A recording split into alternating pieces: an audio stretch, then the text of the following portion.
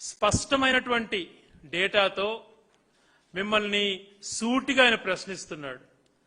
ప్రశ్నించినటువంటి ఏ ఒక్కదానికి సమాధానం చెప్పకపోగా తన ప్రెస్ మీట్ అయిపోయినప్పటి నుంచి ఇంకా అందరినీ ఉసిగొలిపి పర్సనల్గా వెళ్ళటము, పర్సనల్గా కుటుంబం గురించి కానీ ఇంకోటి కూడా లేవనెత్తి ఆ అంశాలను డైవర్ట్ చేసేదే మీ ప్రయత్నంగా ఈ 2 సంవత్సరాల్లో భాగంగా కొనసాగింది. అంతకు మించి ప్రజలకు ఎటువంటి లబ్ధి చేకూరలేదు, ఈ రాష్ట్రానికి ఏ మంచి జరగలేదు. తను స్ట్రైట్ గా లేవనెత్తిన అంశాలలో మీరు 2 సంవత్సరాలలోనే దాదాపుగా 3,50,000 కోట్ల అప్పు చేశారు. మీరు ఎన్నికలలో ప్రామిసెస్లు ఏవి ఇవ్వకపోగా ఏ రకంగా డబ్బులు ఖర్చు అయినాయని చెప్పేదానికి ఎక్కడా చెప్పకుండా దోపిడే మార్గంగా చేసుకుంటున్నారు. గతంలో వైసీపీ ప్రభుత్వం 9 లక్షల కోట్లు చేసింది, 10 లక్షల కోట్లు చేసిందని దుష్ప్రచారం చేస్తూ అఫీషియల్ గా మీ అసెంబ్లీ రికార్డ్స్ లో కానీ కేంద్ర ప్రభుత్వం ఇచ్చినట్టు పార్లమెంట్ రికార్డ్స్ లో కానీ అఫీషియల్ గా మొత్తం అన్ని అప్పులు కూడా కలిపి వైఎస్ఆర్సీపీ ప్రభుత్వం గత 5 సంవత్సరాలలో విపరీతమైనటువంటి సంక్షేమం ఇచ్చి కరోనా లాంటి విపత్కర పరిస్థితులు వచ్చినా కూడా సంక్షేమం ఆపకుండా ప్రతి ఒక్కరిని జీవనశైలి మార్చాలా అని చెప్పి ఎన్నికల్లో మేనిఫెస్టోని ఒక బైబిల్, ఖురాన్, భగవద్గీతగా భావించి ఎన్నికల్లో చెప్పినటువంటిది నెరవేర్చేది నాయకుల బాధ్యత అని చెప్పి గుర్తు చేస్తూ పూర్తిగా సంవత్సరం లోపలనే అన్ని హామీలు అమలు చేశాడు. మరి మీరేం చేస్తున్నారు? అప్పులేమో వైసీపీ ప్రభుత్వం 5 సంవత్సరాల్లో కలిపి 3,33,000 కోట్లు చేస్తే కార్పొరేషన్లతో సహా అంతా కలిపి మీరు ఈ 2 సంవత్సరాలుగా పూర్తి అవుతుంది. ఇప్పటికే 3,50,000 కోట్ల పైగా అప్పులు మీరు దాటించారు. దాని గురించి సమాధానం చెప్పండి అంటే ఒక్కరు నోరు మెదపరు. మరి కేవలం పాతదే దుష్ప్రచారం చేస్తూ మొదలు పెడతారు.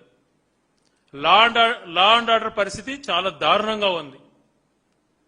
పొలిటికల్ హత్యలు చేయడమే కాకుండా భయంకరంగా మహిళలకైతే ఎటువంటి రక్షణ లేకుండా పోయింది. ప్రతిరోజు ఏదో ఒక ఊర్లో మహిళలపైన దారుణమైనటువంటి అఘాయిత్యాలు, బాలికలపైన అఘాయిత్యాలు, ప్రభుత్వ పాఠశాలలో గాని ప్రభుత్వ హాస్టల్లో నివసించేటువంటి బాలికలను, దళితమైనటువంటి బాలికలను కూడా వదలకుండా ఇష్టానుసారంగా మానభంగాలు చేస్తూ భయంకరంగా మహిళలు బయట రావాలంటే భయపడేటువంటి పరిస్థితి రాష్ట్రంలో ఏర్పరిచారు. గతంలో దుష్ప్రచారంలో భాగంగా పవన్ కళ్యాణ్ గారు 30,000 మంది మహిళలు ఆంధ్రప్రదేశ్ లో మిస్ అయ్యారని చెప్పి మాట్లాడారు. మరి ఇంతవరకు దాని సమాధానం లేదు. ఇప్పుడు చూస్తే విపరీతమైనటువంటి అరాచకాలు జరుగుతున్నాయి. జరిగినటువంటి సంఘటనకి ఏది ఇంతవరకు లేదు. గండికోటలో మహిళకు సంబంధించినటువంటిది ఇంతవరకు లేదు. బద్వేల్లో ఒక ఎస్టీ మహిళ పైన జరిగినటువంటి అఘాయిత్యం పైన ఇంతవరకు లేదు. అలాగే నందికొట్కూరు దగ్గర జరిగినటువంటి సంఘటన పైన లేదు. ఎన్నో సంఘటనలు, మదనపల్లె, పుంగనూరు, అసలు చెప్పుకుంటూ పోతే కొన్ని వందల బాలికల పైన మీరు చేసి ఈ రాష్ట్రంలో జరిగిన అఘాయిత్యాల పైన మాట్లాడేందుకు ధైర్యం లేదు. సుగాల ప్రీతి అంశము 2017లో జరిగింది. వాళ్ళ ప్రభుత్వం చంద్రబాబు నాయుడు గారు ముఖ్యమంత్రిగా ఉన్నప్పుడు చర్యలు తీసుకోకపోగా వాళ్ళను అవమానకర రీతిలో వివరించారు. జగన్మోహన్ రెడ్డి గారు వచ్చిన తర్వాత వాళ్ళకు మంచి చేయడానికి అన్ని చేస్తే ఆ రోజు సుగాల ప్రీతి విషయంలో అది తేలుస్తా అని ఊగిపోయినటువంటి మనుషులు ఈ రోజు మాట మాత్రం ఆ కుటుంబ పరిస్థితి కూడా ఆలోచన చేయకుండా ఉన్నటువంటి వ్యక్తిత్వం ఎటువంటిదో వాళ్ళదని ఒకసారి ఆలోచన చేయమంటున్నా. అలాగే వినుగొండలో ఎన్నికలు అయిపోతూనే నడి రోడ్డు పైన అతి దారుణంగా కిరాతకంగా రషీద్ అనేటువంటి ఒక మైనారిటీ వ్యక్తిని దారుణంగా, అసలు ఆ హత్యాభావం చూస్తే చాలా మంది ఆశ్చర్యపోయారు. ఇది జంగిల్ రాజా కాకుండా ఇంకేమవుతుంది అని చెప్పి. అటువంటి పరిస్థితుల్లో ఇంతవరకు అది కూడా ఎటువంటి చర్యలు చేపట్టకపోగా ఈరోజు రషీద్ వాళ్ళ తల్లి కూడా పాపం తన భర్తను కోల్పోయి కుటుంబ పరిస్థితి జగన్ గారికి వివరిస్తుంటే చాలా బాధ కలిగింది. ఇలాగా రాష్ట్ర వ్యాప్తంగా మహిళలపైన జరుగుతున్నటువంటి ఆకృత్యాలు, దారుణాలు, ఫ్యాక్షన్ మళ్లీ ఉసిగొల్పి చేస్తూ రాష్ట్ర వ్యాప్తంగా మరి హత్యా రాజకీయాలన్నీ మొదలుపెట్టి వీలు చేస్తూ పోలీసుల్ని తమ చెప్పు చేతుల్లో పెట్టుకొని వాళ్ళ డ్యూటీ వాళ్ళని చేయనీయకుండా టోటల్ లా అండ్ ఆర్డర్ కంట్రోల్లో పెట్టుకొని ప్రజలను ఎవరు కూడా పార్టీ గురించి కానీ వాళ్ళ ప్రభుత్వాన్ని గురించి కానీ ప్రశ్నించకూడదు అనేటువంటి తత్వంతో దారుణమైన రీతిలో వ్యవహరిస్తున్నారు. పోనీ విద్యార్థులకు ఏదైనా మేలు చేస్తారా అని అంటే జగన్మోహన్ రెడ్డి గారి ప్రభుత్వం ఏర్పడి 2019లో 2 నెలల్లోనే 1,30,000 ఉద్యోగాలు యువకులకు కల్పించారు. ఒక చిన్న కాంట్రవర్సీ లేదు. ప్రతిపక్షంగా ఏమి దొరకకపోయినా విపరీతంగా దుమ్మెత్తిపోసేటువంటి నీచాతి నీచమైనటువంటి ప్రతిపక్షంలో ఆ రోజు తెలుగుదేశం ఉన్నింది. వాళ్ళు కూడా నోరు తెరలేని పరిస్థితులలో అంత హుందాగా ఆ రోజు 1,30,000 ఉద్యోగాలు బ్రహ్మాండంగా ఇస్తే ఈ రోజు గత ప్రభుత్వం ఇచ్చినటువంటి డిఎస్సి ఇది జగన్మోహన్ రెడ్డి గారి ప్రభుత్వంలోనే 11,000 మంది డిఎస్సి పోస్టులకు ఇచ్చారు. దాన్ని ఏదో చేస్తున్నామని చెప్పి పెంచి ఆ డిఎస్సి కూడా పేపర్ లీక్ చేసే విధంగా ఎవరైతే పరీక్ష రాస్తున్నారో ఆయనతోనే క్వశ్చన్ పేపర్ ప్రిపేర్ చేయించడమే కాకుండా ఇంతవరకు మెరిట్ లిస్ట్ అటువంటిది బయటకు తెలియకుండా విపరీతంగా వాళ్ళ మనుషులకు ఒక పోస్ట్ 15 లక్షల చొప్పున అమ్ముకొని దారుణమైనటువంటి పరిస్థితులు నిరుద్యోగ యువతకు మెరిట్ లో రాసినటువంటి వాళ్లకు కల్పించారు. దానిపైన స్పష్టంగా సమాధానం చెప్పండి అంటే మాట్లాడారు. మరి ఆ రోజున చిన్న కాంట్రవర్సీ లేకుండా ఎంత బాగా అత్యుత్తమంగా నిర్వహిస్తే ఈ రోజు మీరు కేవలం 15,000 ఉద్యోగాలను నియమించి మీరు ఏదో సాధించామని చెప్పుకుంటా అప్పుడు నియమించినటువంటి 1,30,000లో కేవలం ఇది 5%. దాన్ని కూడా యువతకు అందరికీ ఉద్యోగాలు ఇచ్చామని చెప్పి పబ్లిసిటీ ఇచ్చుకుంటా దాంట్లో కూడా ఇంటర్నల్ గా ఇన్ని మోసాలు జరిగాయి. పేపర్ లీకేజ్ దగ్గర నుంచి అన్ని విషయాలు కూడా మోసం చేశారు. అలాగే ఎంప్లాయీస్ విషయంలో ఏ రకంగా వివరిస్తున్నారో చూస్తున్నాం. వాళ్ళని భయభ్రాంతులకు గురి చేయడమే కాకుండా వాళ్ళకి ఇంతవరకు ఇస్తానన్నటువంటిది ఏమి ఐఆర్ గాని పిఆర్సీ గాని ఎటువంటిది వాళ్ళకి ఇవ్వకుండా వాళ్ళ డిఏలన్నీ కూడా పెండింగ్ పెట్టి వాళ్ళను మానసికంగా వేధిస్తున్నారు. పోలీస్ అధికారులలో దాదాపుగా 80 మంది పైగా డిఎస్పీలు గాని వందలాది మంది సిఐలు కానీ వీఆర్లో పెట్టి వేధించేటువంటి తత్వం.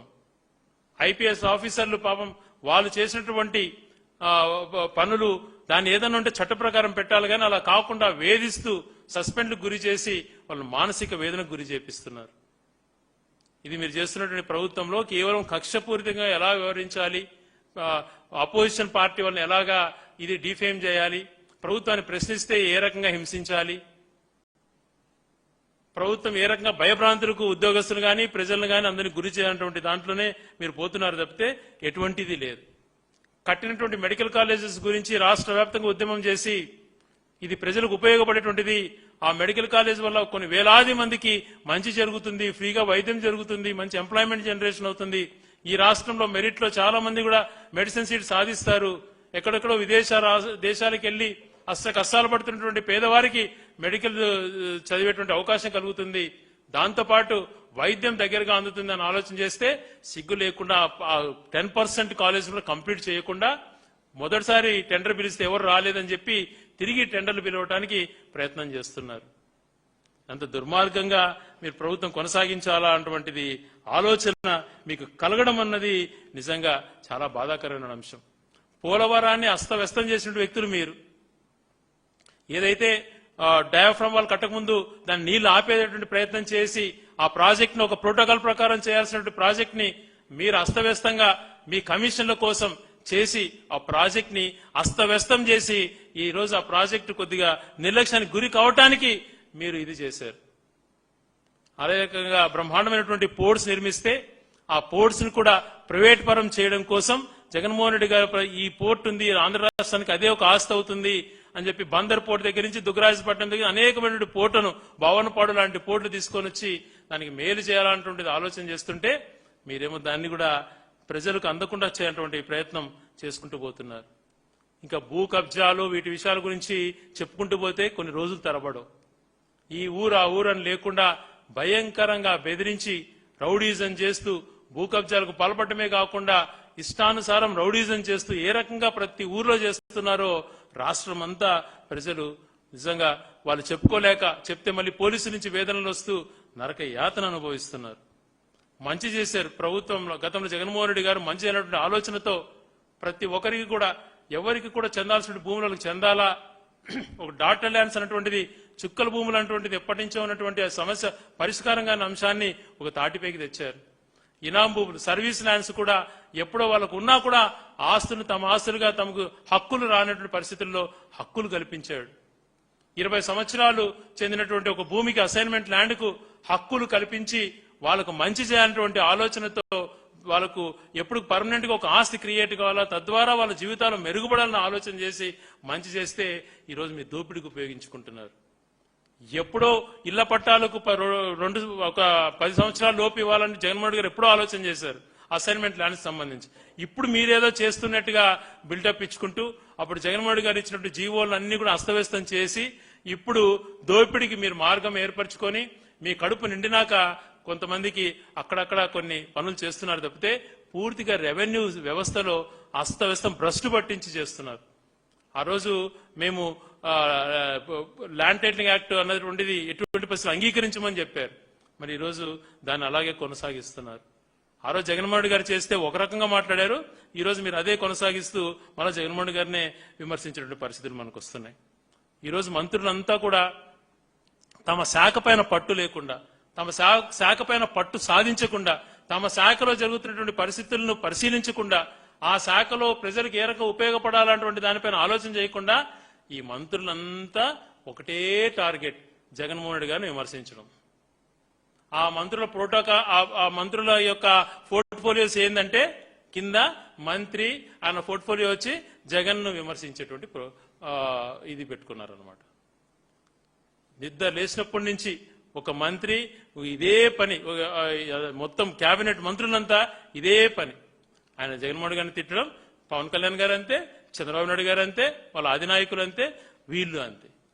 నిద్ర లేచినప్పటి నుంచి జగన్ తిట్టడం, క్యారెక్టర్ అసాసినేట్ చేస్తూ మాట్లాడుకుంటూ పోను. వీళ్ళు ఫ్యాక్షన్ల గురించి మాట్లాడుతున్నారు. ఏ రకంగా వీళ్ళకి సిగ్గుండాలి? చనిపోయినటువంటి వ్యక్తుల గురించి ఇష్టానుసారంగా మాట్లాడుతున్నారు. రాజారెడ్డి గారి గురించి కానీ, గౌరవ రాజశేఖర రెడ్డి గారి గురించి కానీ మాట్లాడుతూ వస్తున్నారు. వీళ్ళకి నిజంగా వీళ్ళని అడుగుతున్నా, ఎవరు తప్పిదం చేశారు?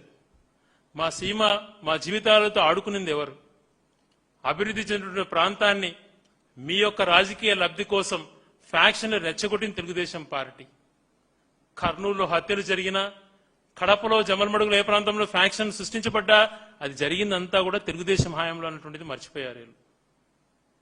నక్సలిజంని పూర్తిగా రాష్ట్రంలో లా అండ్ ఆర్డర్ అటువంటిది లేకుండా చంద్రబాబు నాయుడు గారు ముఖ్యమంత్రిగా ఉండి తనను కూడా రక్షించుకోలేని పరిస్థితులలో ఏ ఊర్లో కూడా శాంతి భద్రతలు లేనటువంటి అంశాలు 2004లో చంద్రబాబు గారు దిగిపోయేటప్పటికి, అటువంటి పరిస్థితులలో రాజశేఖర రెడ్డి గారు ముఖ్యమంత్రి అయి పూర్తిగా లా అండ్ ఆర్డర్ ని చేతిలోకి తీసుకొచ్చి కంట్రోల్ చేసి ప్రజలకు ఎక్కడైనా స్వేచ్ఛగా తిరిగేటువంటి హక్కు కల్పించారు. అన్ని రకాల ఫ్యాక్షన్లు కానీ నక్సలిజాన్ని కానీ పూర్తిగా ఎరాడికేట్ చేసినటువంటి ఘనత రాజశేఖర గారికి దక్కుతుంది. అటువంటి వ్యక్తి గురించి మీరు మాట్లాడుతున్నారు. ఈరోజు రాజారెడ్డి గురించి పదే ఆయన క్యారెక్టర్ అసాసినేట్ గా అనేక రకాలుగా మీరు మాట్లాడుతున్నారే. రాజశేఖర రెడ్డి గారు మొట్టమొదటిగా ఎమ్మెల్యే అయింది 78లో. ఆ 78 తర్వాత తన మంత్రివర్గంలోకి రాబడింది 80లో. అదే టైంలో గౌరవ చంద్రబాబు నాయుడు గారు ఇద్దరు ఒకటేసారి మంత్రులు అయ్యారు. ఆ రోజు ఇద్దరు మంచి ఫ్రెండ్స్ కూడా. మరి 84లో 83లో ఎన్టీ రామారావు గారు ముఖ్యమంత్రి అయ్యారు. రాజశేఖర రెడ్డి గారు అపోజిషన్ లీడర్ గా పిసిసి ప్రెసిడెంట్ గా ఉన్నారు. చంద్రబాబు నాయుడు గారేమో రాజశేఖర గారిని వదిలి వాళ్ళ మామ పంచన చేరి దొంగగా తెలుగుదేశం పార్టీలోకి వచ్చారు. మరి అప్పటి నుంచి 84 నుంచి రాజారెడ్డి గారు చనిపోయింది 99లో. అప్పటి వరకు చంద్రబాబు నాయుడు గారు ముఖ్యమంత్రి ఉన్నారు, ఎన్టీ రామారావు గారు ముఖ్యమంత్రిగా ఉన్నారు. ఎవరైతే కాంగ్రెస్ 5 సంవత్సరాలు ఉన్నా జనార్దన్ రెడ్డి గారు గాని, చెన్నారెడ్డి గారు గాని, విజయభాస్కర్ రెడ్డి గారు ముగ్గురు ముఖ్యమంత్రులను కూడా విభేదించి అపోజిషన్ లో ఉన్నటువంటి వ్యక్తి ఆ రోజు కూడా రాజశేఖర రెడ్డి గారి. దీన్ని బట్టి చూస్తే మీరు 83 నుంచి ఆయన చనిపోయేంత వరకు అపోజిషన్ లోనే ఉన్నారు. రూలింగ్ లో ముఖ్యమంత్రి చంద్రబాబు నాయుడు గారు, రామారావు గారు ముఖ్యమంత్రిగా ఉన్న కర్షక పరిషత్ చైర్మన్ గా లా అండ్ ఆర్డర్ టోటల్ ఆయన కంట్రోల్లోనే ఉండింది. తర్వాత కాంగ్రెస్ ముఖ్యమంత్రులు కూడా రాజశేఖర గారి పైన పగబట్టినట్టు వ్యవహరించారు. మీరు ఇంతమంది మీరు అంతా కూడా రూలింగ్ లో అధికార యంత్రాంగం అంతా మీ చేతిలో ఉండింది కదా. మరి అపోజిషన్ లో ఉన్నాడు కదా రాజారెడ్డి అనేటువంటి వ్యక్తి, రాజశేఖర గారి తండ్రి, ఎందుకు చర్యలు తీసుకోలేకపోయినారు అనంటే అది మీ వైఫల్యమా, లేకపోతే మీకు చేతగానితనమా, లేకపోతే మీరప్పుడు ఆయన ఏం తప్పు చేయలేదు కాబట్టి చేయలేక చనిపోయినాడు కాబట్టి నిందలు మోపేటువంటి ప్రయత్నం చేస్తున్నారా? ఆయన మొత్తం అపోజిషన్ లోనే కదా ఉన్నాడు. మీరే కదా రూలింగ్ లో ఉన్నారు. ముఖ్యమంత్రులుగా మీరే ఉన్నారు, మంత్రులుగా మీరే ఉన్నారు. ఎందుకు ఆ రోజు మీరు చర్యలు చేపట్టలేకపోయినారు? ఆయన ఒకళ్ళు నిజంగా తప్పు చేసినంటే ఆయన ఏ తప్పు చేయలేదు. ఆయన యొక్క ఆశయం ఫ్రీగా వైద్యం అందించాలా, ప్రజలకు ఎంతో మంచి ఆలోచనలతో ఆయన ముందుకు పోయినాడు. అటువంటి వ్యక్తి గురించి మాట్లాడుతున్నారు మీరు. రాజశేఖర గారి గురించి మాట్లాడితే మీరు పురుగులు పట్టి వస్తారు. ఏ ఒక్కరైనా రాజశేఖర గారి గురించి మాట్లాడితే అంతకన్నా పదం నేను వాడలేను. ఆయన సాచురేషన్ మోడ్ లో పథకాలు తీసుకురావడమే కాకుండా శాంతి భద్రతలతో సతమతం రాష్ట్ర ప్రభుత్వాన్ని గాడిలో పెట్టి అన్ని రకాలలో అభివృద్ధిని ముందుకు నడిపించి రైతులకు ఉచిత కరెంట్ ఇచ్చి, ఆరోగ్యశ్రీ ఇచ్చి, ఫీజు రింబర్స్మెంట్ ఇచ్చి మౌలిక వసతులు ఆంధ్ర రాష్ట్రానికి కల్పించి హైదరాబాద్ లాంటి నగరాన్ని నేను నిర్మించాలని మాట్లాడే చంద్రబాబు నాయుడు గారు రాజశేఖర్ గారి హయాంలోనే ring road, airport, PV Narasimha express way, metro ఇవన్నీ కూడా ఆయన హయాంలో ఐటీ కూడా అంతకుముందు 5% ఎక్స్పోర్ట్స్ ఉన్నటువంటిది 13%కి తీసుకెళ్లిన ఘనత కూడా రాజశేఖర్ గారిదని చెప్పి మీరు మర్చిపోయారా?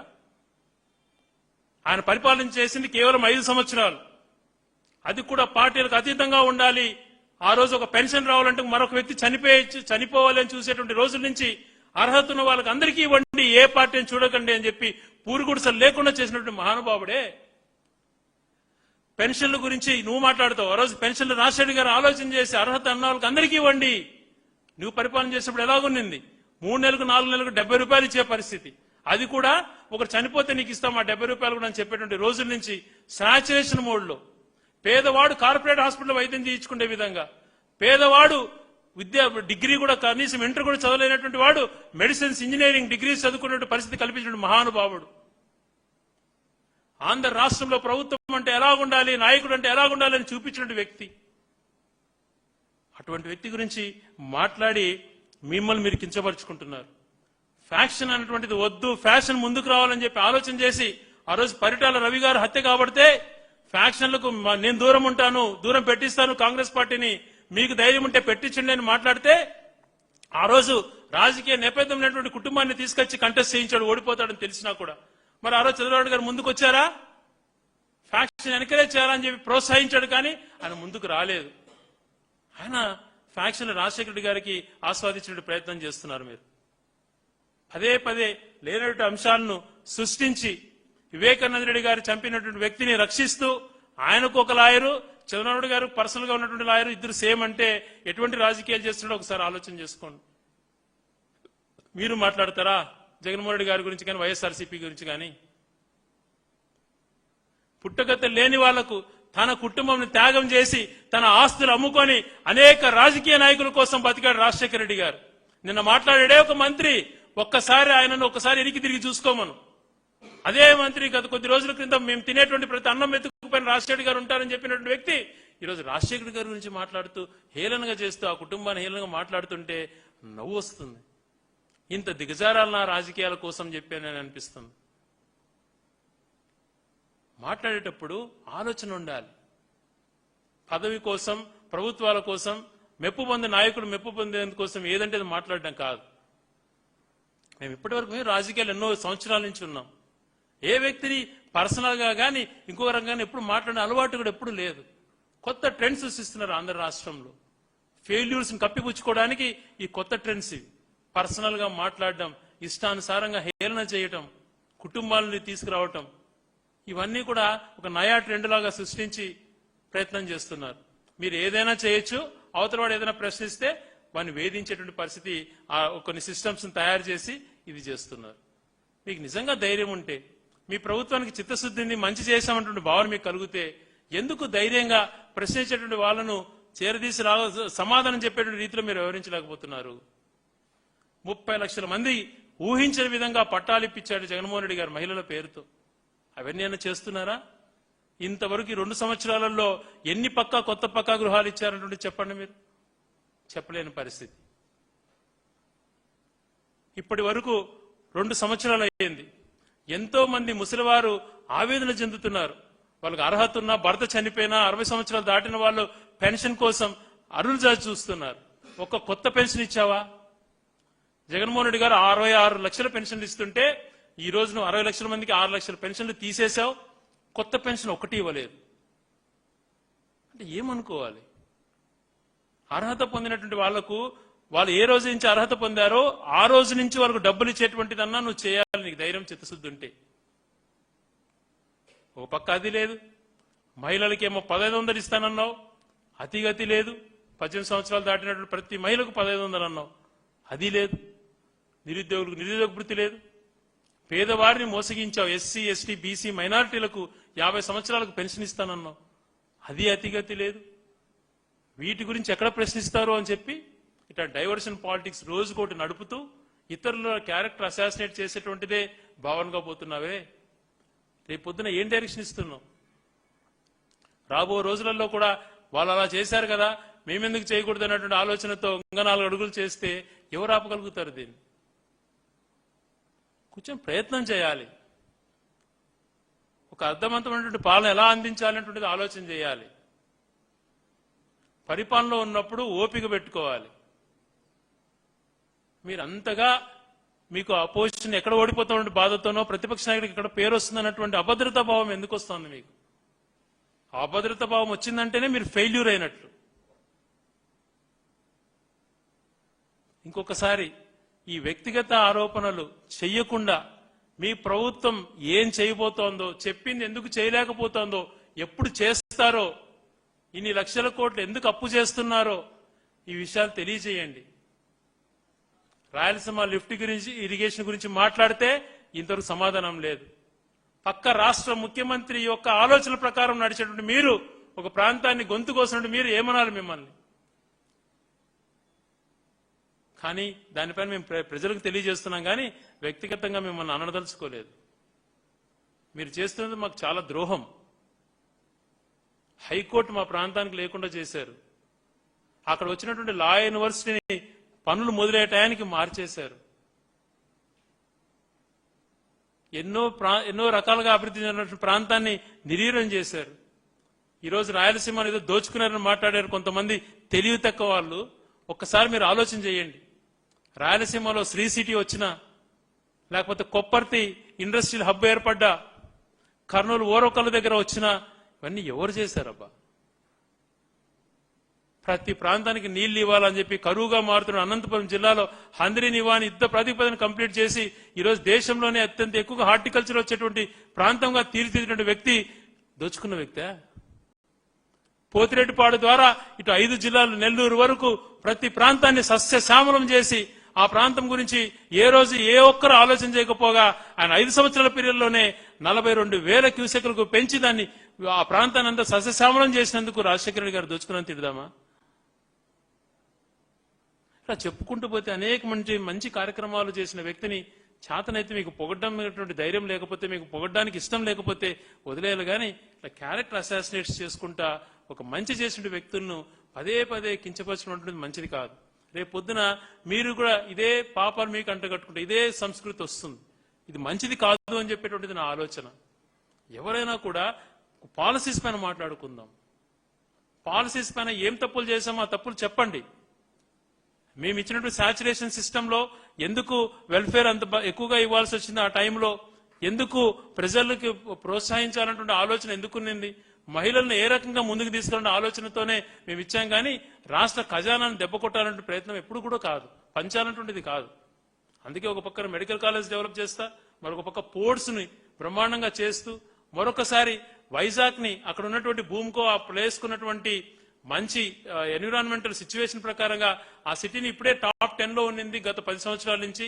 ఆ సిటీని ఇంకా గ్రోత్ చేయనటువంటి ఆలోచన చేయడం కానీ ఇవన్నీ ఎంతో మంచి ఆలోచనలు చేస్తే మీరు ఇష్టానుసారం 300 కోట్లతో ఒక బ్రహ్మాండమైనటువంటిది ఒక ఐకాన్ గా నిలబడే బిల్డింగ్ వైజాగ్ లో కడితే ఆ రోజు ఇష్టానుసారం మాట్లాడే కొండను కొత్త వేస్తున్నాడు, గుండు చేస్తున్నాడు. ఈరోజు కొండలన్నీ మీరు గుండు చేస్తున్నారే, మాల్స్ కోసం వాటి కోసం ప్రైవేట్ వాళ్ళకి ఇచ్చి. ఏమనాలి మిమ్మల్ని? ఇన్ని రకాల వైఫల్యాలు పెట్టుకొని ఈ వైఫల్యాలపై మాట్లాడేటువంటి ధైర్యం మీకు లేక వ్యక్తిగతంగా విమర్శించేటువంటి ఇదే పెట్టుకొని పర్సనల్ గా మాట్లాడుతున్న మీకు ప్రజలు ఖచ్చితంగా మీకు బుద్ధి చెప్తారు.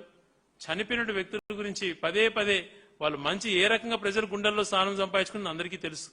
700 మంది పైగా ఆయన రాజశేఖర గారు చనిపోతే బాధతో కనుమూసిన పరిస్థితి. రాష్ట్రంలో రాజశేఖర రెడ్డి గారి ఫోటో లేని ఇల్లు లేదు. చాలా ప్రాంతాలలో పూజా గదిలో కూడా ఆయన ఫోటో ఉన్నట్టుంటుంది. అంతెందుకండి, తెలంగాణలో ఇప్పటికి ఉప ముఖ్యమంత్రిగా ఉన్నటువంటి బట్టి విక్రమార్క గారు తను డైలీ రాజశేఖర గారిని పూజిస్తానని చెప్పినట్టు మాట. ఎందుకంత ఆయన మంచి పేరు తెచ్చుకున్నాడు, ప్రజలకు మేలు చేసి కదా. అటువంటి వ్యక్తి గురించి పదే పదే మీరు మాట్లాడడం మీ వ్యక్తిత్వాన్ని కించపరుచుకుంటున్నారు. ఒకటే, మీకు డైవర్షన్ పాలిటిక్స్ అనేటువంటి అలవాటు. చేతనైతే మంచి చేసేటువంటి ప్రయత్నం చేసి పాలసీస్ పైన మీరు ఇంకా ఏం చేయబోతున్నారు, ఏం చేస్తారన్న అంశాలపైన మీరు మాట్లాడండి. మేము కూడా సంస్కారంగా మీరు ఎక్కడికి వచ్చి పిలిచినా మేము కూడా మా ప్రశ్నలు మీకు లేవెత్తిన అంశం ఎప్పుడు కూడా మేము ముందుంటాం. ప్రజల తరపున మేము మాట్లాడతాం, మా వ్యక్తిగతం కూడా కాదు. ఈ రాష్ట్ర ప్రజల భవిష్యత్తు గురించి, ఈ ఆంధ్ర రాష్ట్ర భవిష్యత్తు గురించి మేము ఎప్పుడు కూడా కష్టపడి పనిచేస్తామని తెలియజేసుకుంటూ ఇటువంటి నీచ రాజకీయాలకు ఫుల్ స్టాప్ పెట్టవలసిందిగా కోరుతున్నాను.